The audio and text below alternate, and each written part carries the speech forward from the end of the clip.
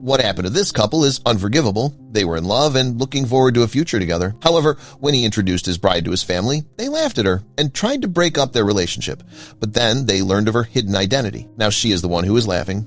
But before we start, smash the like button and make sure to subscribe if you have not, and hit that notification bell so that you will not miss any new stories. Jonathan believed he had found the love of his life, a wonderful woman named Angela, whom he met in a library the week before college graduation. It was fate, as he called it, and before they knew it, the two of them were dating. Jonathan feared telling his parents about her, though, and for good reasons.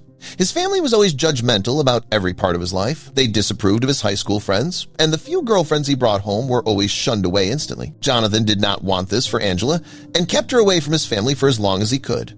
But that was about to change. The two of them had been dating for a couple of years before Jonathan mustered the courage to introduce Angela. He was nervous, thinking his family's harsh judgment would scare Angela away, but Angela felt confident. That was because she had a secret that would be hard for his folks to ignore. Yes, Angela was a wolf in sheep's clothes. Her secret had to do with her identity. She kept it to herself. Even Jonathan did not know about it. Even though Angela knew by this point that he would not care if he found out, his feelings would not change, but his parents were still untested. Jonathan and Angela stood on his parents' doorstep. They had big news. The two of them were getting married. This official news was the only reason why the fearful Jonathan needed to tell his parents about the love of his life. And the reason for his fear instantly became clear when they entered the house. Jonathan's parents smiled and greeted their son warmly. But when they laid eyes on Angela, their kind demeanor turned cold instantly. An awkward silence followed, and after that, they judgmentally asked who the girl Jonathan brought with him was. Jonathan could hear the distaste in their voices, a tone he was accustomed to. He explained the situation carefully but fully. Jonathan stated that they met a few years back and that because of his parents' judgmental attitude, he never brought her over. But they were getting married, so he wanted to give them a chance to be nice. But like Jonathan expected, they were not. They initially acted out a nice people role. But when Angela was out of the room or when they thought she was not listening, they whispered mocking words about her. Angela was quite heavy, set, and quiet, and Jonathan's parents did not like that. "She is fat and mute.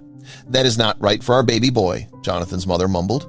Jonathan's parents completely excluded Angela from conversations during dinner and treated the poor woman like an outsider. But despite his family's coldness, Jonathan's love remained strong. He held Angela's hand underneath the dinner table and fondly looked at his lovely wife-to-be. "This will be over soon," he said with his eyes. After dinner was over, Jonathan could not wait to get out of there as fast as possible. He presented his parents with the wedding date and said they were welcome to come. But even though Jonathan and Angela remained friendly, Jonathan's mother could not help herself from making one final remark before they left. She shook Angela's hand and hugged her son. But while she did, she also whispered something in Jonathan's ear. "We do not accept her, and she will never be right for you. Do not let that woman come between your family's love." Jonathan felt a tear roll down his cheek while his mother spoke those words. Jonathan and Angela did not visit his parents' house between that day and the wedding, but his mother and father did reach out multiple times, not to wish them luck, but to make desperate attempts to break up the engagement. They must have left over 100 voicemails in the months that followed. "Do not do this, son. She must weigh over 300 pounds. Can she even have children? And what about her parents? I bet she comes from bad blood." These words stung like hot needles. And the worst part was that they did not care that Angela could also hear them when listening to the answering machine. But they soldiered on to their much-awaited wedding day. Angela brushed the words off as if they did not even faze her. It was like she was wearing tough armor that shielded her from all evil. And in a way, that was the case because she knew her true identity would shut all haters up instantly. As Jonathan distanced himself from his family more and more, his family, on the other hand, tried to do the opposite. They started digging into Angela's past, trying to find out more about her. Not because they wanted to know her, but because they wanted to find dirt they could use against her. She never talked about her family, not even when we asked about them during dinner. She cleverly avoided every question. Jonathan's mother said to her husband as they searched the internet, and the foul woman was not wrong about that. If Angela had revealed who her family was, everyone would have looked at her differently. During their research, Jonathan's parents discovered a few strange things about their future daughter-in-law. Her life online was almost non-existent. She did not have a social media page like most people in the world did. Yet, when they reverse image searched a picture Jonathan gave them as a gesture, they did find some weird results. Google recognized her face and returned numerous images taken in exotic locations with seemingly important individuals. But every link led to a deactivated or removed site. Jonathan's parents sensed something was wrong. She was clearly hiding parts of her life. Unable to shake their suspicion, they hired a private detective named Wallace. With years of experience and background checks, Wallace found Angela unusually hard to track. Wallace followed Angela for days. She seemed normal at first. Coffee shops, remote work at libraries, brief shopping trips. A few days later, Wallace found her in an upscale restaurant late at night. surrounded by well-dressed men guarded by security. She interacted with them confidently, whispering and exchanging serious glances. Wallace shared the photos with Jonathan's parents. Shocked, they feared she might be involved in something criminal. "We have to stop this wedding," his mother muttered. He reached out to contacts and government agencies. Days later, a chilling response came from one of them. "Drop the case. You do not want to mess with people like this." A week later, Wallace saw Angela enter a government building with no identification check. The guard simply nodded her in. No ordinary citizen would get that treatment. That night, Jonathan's parents called him, urging him to rethink the marriage. Jonathan stood firm. "I love her. If you cannot accept that, do not come to the wedding." The wedding was approaching quickly, and Jonathan's parents were running out of time. Though Jonathan had chosen to proceed without their blessing, they were still invited. They decided to use that to their advantage. If he would not walk away on his own, they would give him a reason to.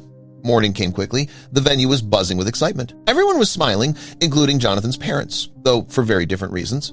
They had stayed up all night, crafting a plan that would change everything. They arrived early to set up. Jonathan greeted them kindly, still in casual clothes. They slipped away to a quiet corner. "We have to act before the ceremony begins," she whispered. Jonathan's father nodded. Their first move would be hijacking the slideshow. The slideshow was meant to showcase sweet memories of the couple, but the parents had another version ready, one packed with evidence from Wallace's investigation. Guests were beginning to arrive, and Jonathan was busy greeting them, leaving his parents free to move unnoticed. Jonathan's mother approached the wedding coordinator. "We had some last-minute changes to the slideshow," she said sweetly, offering a USB drive. The overwhelmed coordinator nodded and added it to the stack, unaware of the switch. She returned to her husband. "Everything is in place," she whispered. He adjusted his tie. As guests poured in, Jonathan's parents noticed many well-dressed individuals arriving in expensive cars. Strangers in designer clothes and expensive jewelry filled the venue. "Who are these people?" Jonathan's mother wondered. "Are they with Angela?" Several guests greeted them warmly, praising Jonathan and expressing gratitude for welcoming the bride into the family. Yet none mentioned Angela's name, only vague compliments, which made his parents even more uneasy. But Jonathan's parents were not the only ones with a plan. Angela had prepared a surprise of her own, one that would soon turn the tables. They found their seats near the front. As the officiant began the ceremony and asked if anyone objected, Jonathan's mother stood abruptly. "We have something to say," she declared, drawing everyone's attention. She accused Angela of deception, claiming she had hidden her true identity. "You do not know who she really is," she warned Jonathan. Jonathan looked at Angela, who remained calm. Jonathan's father stepped forward and triggered the altered slideshow. Images of Angela in exotic locations filled the screen. Photos of her with world leaders, billionaires, and mysterious figures. "Her name is not even Angela," he said. "It is Emma." Gasps and murmurs filled the room. Some of the people in the photos were present among the guests. The officiant tried to restore order and invited Angela to speak. She took a breath and stepped forward. "There is something I have not shared," she said, "but I wanted you to be ready for it." She retrieved a small box from her purse and opened it to reveal a royal crest. "My full name is Princess Emma of Liechtenstein." The room fell into stunned silence. Emma continued, explaining that she kept her identity private out of love, not shame. She did not want titles or status to influence their relationship. Jonathan's parents were frozen. The photos now made sense. The guests, the cars, the secrecy. "We did not know," his father muttered. Emma gently interrupted. "But you judged me anyway." The atmosphere shifted. Guests who had been suspicious moments earlier now looked at Emma with admiration. Whispers of apology spread through the room. Jonathan stood tall beside Emma. "You judged her without knowing her," he told his parents. "And even if she were not a princess, your actions were wrong. I love her, and that will never change." Emma faced his parents. "I understand you acted out of concern, but your methods hurt. Still, I believe in second chances." She extended her hand. "Let us move forward as family."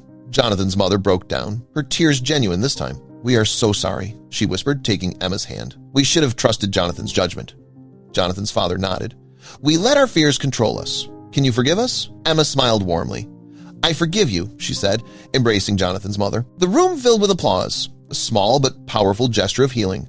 Jonathan's parents, humbled and emotional, were finally ready to accept Emma. As the ceremony ended, the newlyweds walked down the aisle, hand in hand, glowing with happiness. Guests cheered, showering them with rose petals. Jonathan's parents, now truly smiling, were among the first to congratulate the couple. As the celebration continued, Jonathan's parents took time to process everything. Emma was not just a mysterious woman who captured their son's heart. She was intelligent, kind, and private by necessity. Years later, Jonathan's parents looked back on that day with clarity. Emma had changed their lives. Through love and patience, she had taught them that true family is rooted in understanding, not fear. Watching Jonathan and Emma play with their children in the garden of their estate, they felt nothing but pride. What began in conflict ended in unity. Love had triumphed, and that was all that truly mattered.